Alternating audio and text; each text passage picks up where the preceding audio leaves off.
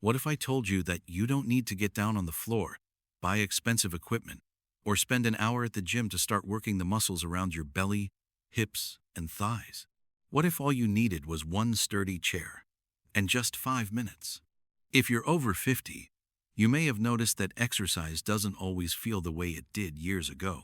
Maybe your knees feel stiff when you first get up in the morning. Maybe your legs don't feel quite as strong as they used to. Maybe your balance isn't as confident as it once was.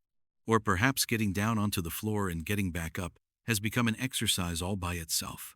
And if that sounds familiar, I want you to know something important. You are not too old to exercise. You simply may need a smarter way to begin.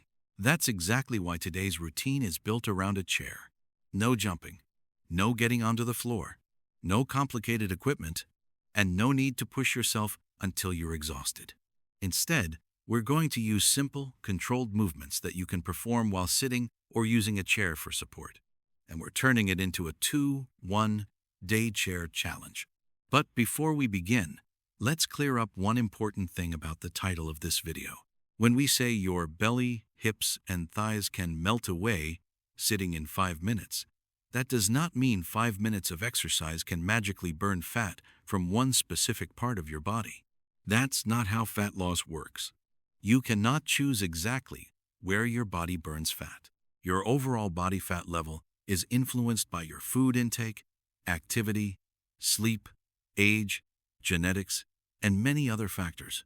So I don't want to make you a promise that sounds exciting but simply isn't true. What 5 minutes can do is something much more realistic and potentially much more valuable.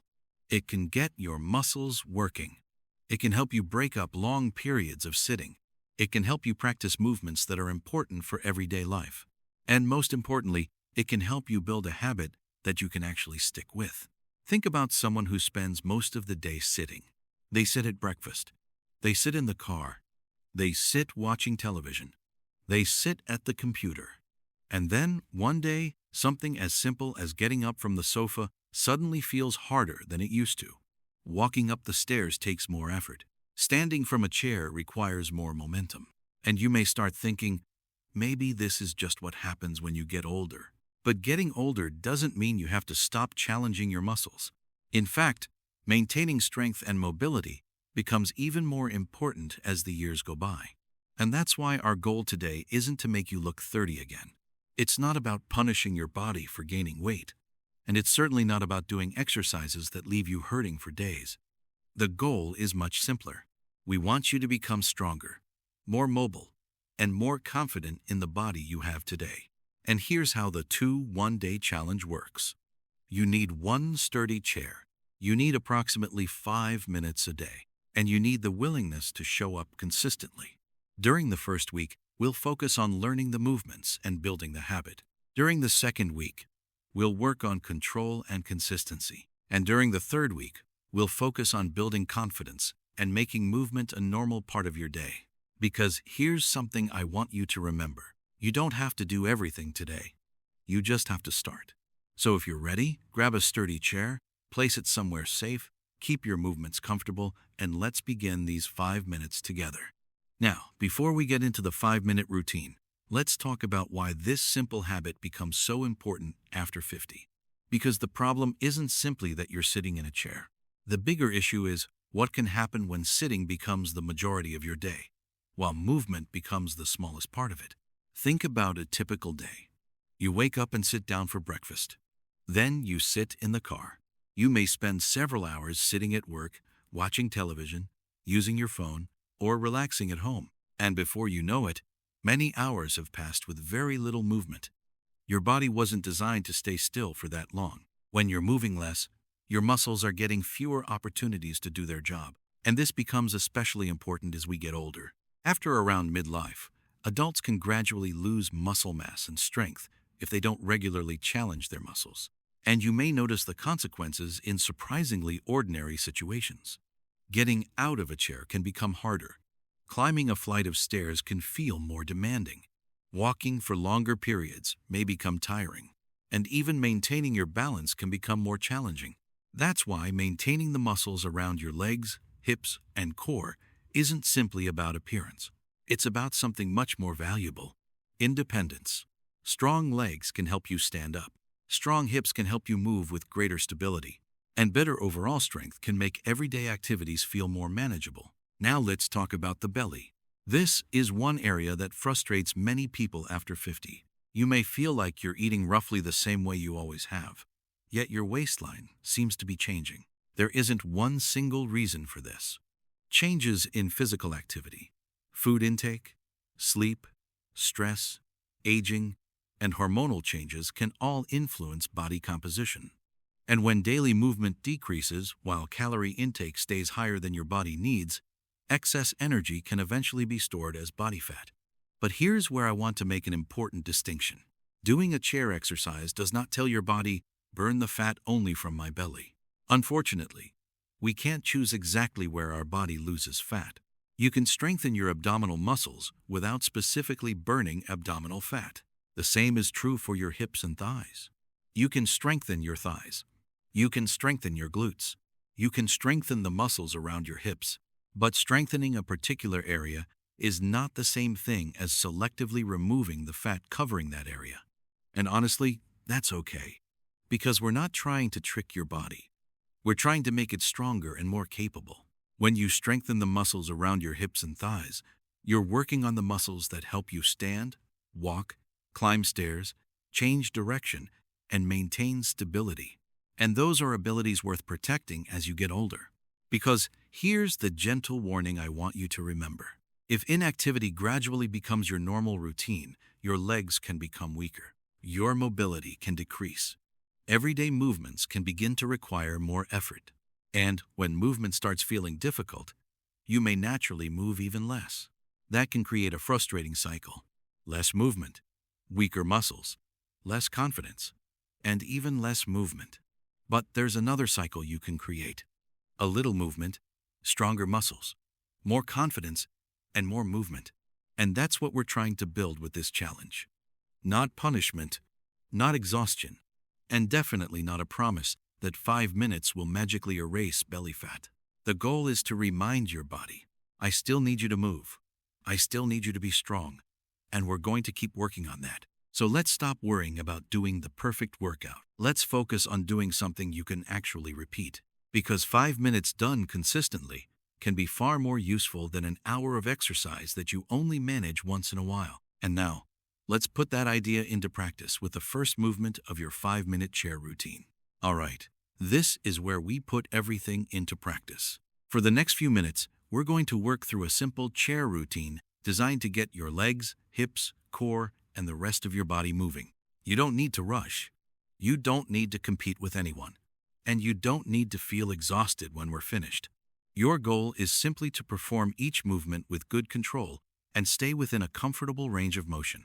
Before you begin, make sure you're using a sturdy chair placed on a stable surface. If you ever feel sharp pain, unusual dizziness, chest discomfort, or severe shortness of breath, stop the exercise and seek appropriate medical attention. Ready? Let's start. Exercise 1, seated march. Sit toward the middle of your chair with your back comfortably upright. Place both feet on the floor. Now gently lift your right knee. Lower it. Then lift your left knee. And continue alternating. Right, left, right, left. That's it.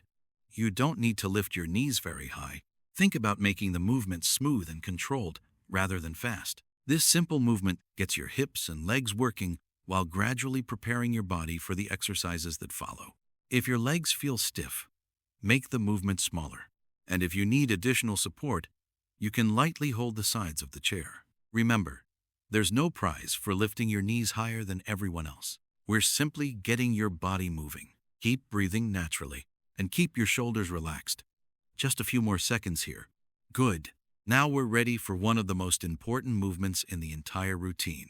Exercise 2. Sit to stand. Move your feet underneath you and sit tall near the front portion of the chair. Place your feet about hip-width apart. Now lean your upper body slightly forward and push through your feet as you stand. Then slowly lower yourself back toward the chair. Stunned? And sit. Again. Stumped and slowly sit. This is a simple movement, but don't underestimate it. You're practicing something your body needs to do every single day. Getting out of a chair, getting up from the sofa, standing from the dining table, standing after you've been resting. That's why functional movements like this are so valuable. They don't just train a muscle in isolation. They practice movements that have a direct connection to everyday life. As you stand, think about pushing through your feet. Try not to pull yourself up with your arms unless you need to. And when you sit back down, don't simply drop into the chair. Lower yourself with control. If a full sit-to-stand feels too difficult today, that's completely fine. Use a higher, sturdy chair. Use the armrests for assistance if necessary, or practice only a partial stand. The goal is to find the version that allows you to move safely and confidently. Let's do a few more. This is a simple movement, but don't underestimate it. You're practicing something your body needs to do every single day. Getting out of a chair, getting up from the sofa, standing from the dining table, standing after you've been resting. That's why functional movements like this are so valuable. They don't just train a muscle in isolation. They practice movements that have a direct connection to everyday life. As you stand, think about pushing through your feet. Try not to pull yourself up with your arms unless you need to. And when you sit back down, don't simply drop into the chair. Lower yourself with control. If a full sit-to-stand feels too difficult today, that's completely fine. Use a higher, sturdy chair. Use the armrests for assistance if necessary. Or practice only a partial stand.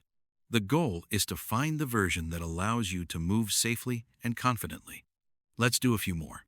Stand, control the way down. Stand, and slowly sit. Excellent. Now return to a comfortable seated position. Take a breath, and let's move to the front of the thighs. Exercise 3. Seated knee extensions. Sit tall with both feet on the floor. Now slowly straighten your right leg forward. Pose for a moment, then lower it back down. Now the left leg. Extend, pause, and lower. Right, left. Keep alternating. You don't need to kick your leg. This is a controlled movement. As you straighten the leg, think about gently tightening the muscles at the front of your thigh. And don't force your knee into a hard lock at the end of the movement. Keep it comfortable. Your upper body should remain tall, rather than leaning backward to help the leg move. If your range of motion is small, that's perfectly okay. A smaller, controlled movement is better than forcing your body into a position that doesn't feel right. Keep alternating for a few more repetitions. Right, left, right, left. Very good. Now we're going to slow things down for a movement that requires almost no space at all. Exercise 4. Seated glute squeeze. Sit comfortably upright. Keep both feet on the floor. Now gently tighten the muscles of your buttocks. Hold for a moment and relax. Again, squeeze, hold, and relax. You don't need to squeeze as hard as you possibly can. Think gentle and controlled. This exercise helps you become more aware of the muscles around your hips and glutes. And for someone who has spent much of the day sitting, simply learning to intentionally activate these muscles can be a useful starting point. Squeeze, hold, relax. Keep breathing normally. Don't hold your breath. A few more times. Squeeze and release. Excellent. Now, let's bring some movement into the sides of your hips. Exercise 5. Seated side leg lift. Sit tall and keep one foot firmly planted on the floor. Now gently move your right knee outward. Bring it back toward the center. Then move your left knee outward. And return. Right, center, left, center. You don't need a large movement. In fact, a small controlled movement is exactly what we're looking for. This movement challenges muscles around the hips that help provide stability when you walk and move. Keep your chest facing forward. Try not to twist your entire body as the knee moves. If you need extra stability, place one hand lightly on the chair. And if your hips feel stiff, simply reduce the range of motion. There is no need to force it. Keep going for a few more controlled repetitions. Right, left, right, left. Excellent. Now we're almost there. Let's finish by working the lower legs. Exercise 6. Seated heel raises. Keep your toes on the floor. Now lift both heels upward and slowly lower them. Lift and lower. Lift and lower. Keep the movement rhythmic but controlled. You should feel the muscles in the lower part of your legs working. Don't bounce. Just lift and lower. And keep breathing. This is another simple movement that can help maintain lower leg strength and keep your ankles moving through a comfortable range. A few more. Up, down, up, down. Excellent. And now, if you're feeling comfortable and you want to finish with a little more energy, let's add one final movement. Optional final move, seated punches. Sit-tal. Relax your shoulders. Now gently punch one hand forward. Bring it back. Then the other hand. Right, left, right, left. You can gradually increase the pace if that feels comfortable. But remember, this isn't a boxing competition. Keep your movements controlled, keep your shoulders relaxed, and continue breathing normally. If you prefer to keep things slower, that's perfectly fine. The purpose here is simply to finish the 5-minute session with a little more whole body movement. And 3, 2, 1, and stop. Take a comfortable breath. You just completed your chair routine. Maybe it felt easy. Maybe it challenged you more than you expected. Either way, remember this. Now that you've completed the 5-minute routine, let's talk about the part that can make this much more useful over time. The 2-1-day challenge. Because doing a workout once is good, but turning movement into a habit is where the real opportunity begins. And we're going to make this simple. You don't need to exercise harder every single day. Instead, we're going to gradually improve your consistency, your control, and your confidence. Days 1-7, build the habit. For the first 7 days, your only job is to show up. Perform the 5-minute chair routine once each day. That's it. Don't worry about doing every movement perfectly. Don't worry about how many calories you're burning. And definitely don't try to make yourself exhausted. Focus on learning the movements and keeping them controlled.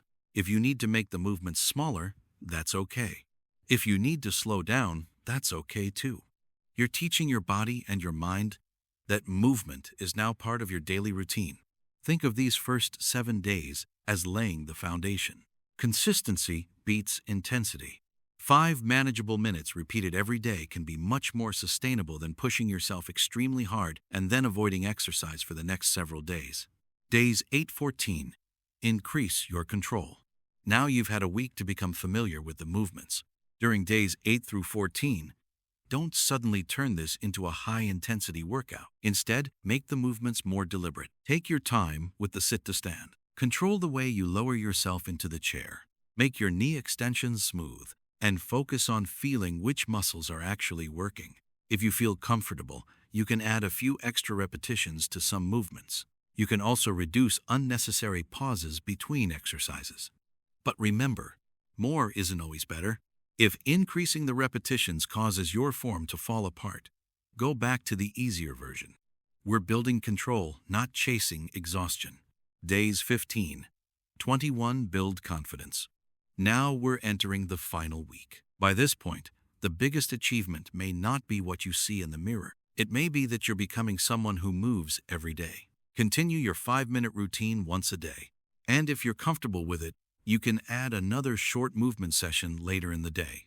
It doesn't have to be another full workout. You might simply stand up and move around for a few minutes. Take a short walk. Walk around your home. Or perform a few gentle chair movements after you've been sitting for a long time. The idea is to gradually replace long periods of uninterrupted sitting with more opportunities to move. And that's an important distinction. This challenge isn't asking you to exercise for hours. It's teaching you to move more throughout the day. The most important principle. And here's what I want you to remember throughout all 21 days. This challenge is not designed to make you exhausted. It's designed to make movement feel normal. Because the ultimate goal isn't to complete a 2-1-day challenge and then go back to sitting all day. The goal is to finish these 21 days thinking, 5 minutes? I can do that. And once 5 minutes becomes normal, adding more healthy movement throughout your day becomes much easier. So don't worry about being the fastest person. Don't worry about doing the hardest version. And don't compare your progress with someone else's. Your starting point is your starting point. Show up. Move safely. Stay consistent. and let your body gradually adapt. Tips how to get better results safely. Before you finish this challenge, there are a few things I want you to keep in mind, because getting results isn't about doing the hardest possible workout. It's about doing the right amount of movement, consistently, and safely. Tip 1. Don't chase the burn. You may have heard that you need to feel a strong burn for an exercise to work. That's not necessarily true. Muscle fatigue can happen during exercise, but more fatigue doesn't automatically mean better results. Instead of rushing through every movement, focus on control. Slow down your sit to stand. Control your knee extensions. Make each repetition intentional, especially when you're over 50. Good movement quality is often more valuable than simply trying to do more and more repetitions. So don't exercise just to make yourself suffer. Exercise to make yourself stronger. Tip 2. Use a stable chair. This sounds simple, but please don't overlook it. Use a sturdy chair that sits firmly on the floor. Avoid chairs that roll, swivel, slide easily, or feel unstable when you put weight on them. And give yourself enough space around the chair to move safely. Remember, the chair is there to support your movement, not become another source of risk. Tip 3. Protect your knees. Your exercises should feel challenging, but they shouldn't feel like you're forcing your joints through pain. If a movement doesn't feel comfortable, reduce the range. For example, you don't need to lift your knee as high. You don't need to straighten your leg completely. And you don't need to perform a deep sit to stand if that doesn't feel right for you. Small, controlled movement is still movement. Listen to your body. And don't confuse pain with progress. Tip 4. Pair the routine with walking. Now let's talk about something very important. 5 minutes of chair exercise is a great place to start. But 5 minutes alone isn't going to magically transform your body fat. If your goal includes reducing excess body fat around your waist, hips, or thighs, your overall daily activity matters. So, when you're able, add some walking to your day. It doesn't have to be one long walk. You could take several short walks. Walk around your home. Walk outside for a few minutes. Or simply get up and move after you've been sitting for a while. Those small opportunities can help make your entire day more active. Tip 5. Don't forget about nutrition. Exercise is only one part of the picture. If reducing excess body fat is one of your goals, what you eat matters too. Focus on foods that help you stay satisfied and support your muscles. That can include adequate protein, vegetables, fruits, beans, whole grains, and other fiber-rich foods that fit your needs. Pay attention to portion sizes and consider reducing sugary drinks and highly processed foods that can make it easier to consume more calories than you realize. You don't need a perfect diet. You need a sustainable pattern you can maintain. Tip 6. Don't sit for hours without moving. Here's a simple habit I want you to try. Don't wait for your 5-minute workout to be the only time you move. If you've been sitting for a long period, get up when you safely can. Walk around the room. Stand for a moment. Stretch gently, or perform a few comfortable chair movements. Think of these as movement breaks. Your goal isn't to turn every break into a workout. It's simply to avoid allowing several hours to pass without moving at all. Tip 7. Track the right results. And finally, don't judge your progress only by the number on your bathroom scale. Pay attention to things that matter in everyday life. Are you finding it easier to get out of your chair? Do your legs feel stronger? Are you more comfortable walking? Do you feel more confident with your balance? Are you moving more throughout the day? And if reducing body fat is one of your goals, you can also monitor your waist measurement over time rather than checking it every single day. Sometimes, the first signs of progress aren't dramatic changes in appearance. Sometimes progress looks like getting up more easily, walking farther, or feeling more capable. And those improvements are worth noticing. One important safety reminder: please don't try to push through warning signs. If you experience sharp or significant pain, chest pain, severe dizziness, or unusual shortness of breath, stop exercising and seek appropriate medical attention. And if you have significant health or mobility limitations, or you're unsure whether a new exercise routine is appropriate for you, talk with a qualified healthcare professional before getting started. This challenge is not about proving how much pain you can tolerate. It's about finding a safe way to keep your body moving. Start where you are. move within your abilities, and progress gradually. And just like that, you've completed your 5-minute chair routine. But before you move on with your day, I want you to remember something important. 5 minutes is not a magic fat-burning treatment. There is no exercise that can make belly, hip, or thigh fat simply disappear in 5 minutes. But 5 minutes can still matter, because 5 minutes of movement can become a habit, and a habit repeated consistently can become part of a healthier lifestyle. The real goal of this challenge isn't to punish your body. It's to help you keep using it, to keep your legs working, to keep your hips moving, to practice the movements you need in everyday life, and to build the confidence that comes from knowing I can still get stronger. Think back to the reason you started this video. Maybe getting out of a chair hasn't felt as easy as it used to. Maybe stairs leave you more tired than you'd like. Maybe you've been spending too much time sitting and you know you need to move more. Now imagine what could change if, instead of waiting for the perfect workout, you simply gave yourself 5 minutes every day. Maybe standing from your chair starts to feel a little more controlled. Maybe walking feels a little more comfortable. Maybe you're less hesitant when you move around your home. And maybe the biggest change isn't something you can see in the mirror at all. Maybe it's the feeling that you're taking responsibility for your strength and mobility again. That's what I want this 1-day challenge to represent. Not perfection, not punishment, not trying to become someone else, just becoming a little stronger and a little more active than you were yesterday. And remember, you don't need to start with an hour. Start with 5 minutes. Don't wait until you feel highly motivated. Motivation comes and goes. What matters is creating a routine you can actually repeat. So today is day 1. And if you completed the routine with me, I want you to make a simple commitment. CTA. Start the challenge. Go down to the comments and type Day 1. That's your way of saying, I'm starting. Then come back tomorrow and type Day 2. Let's see if you can make it all the way to Day 21. And if you know someone over 50 who spends a lot of time sitting, send them this video. It could be your spouse, a friend, a brother or sister, or someone who keeps saying, I'm too old to start exercising. Sometimes people don't need another complicated workout.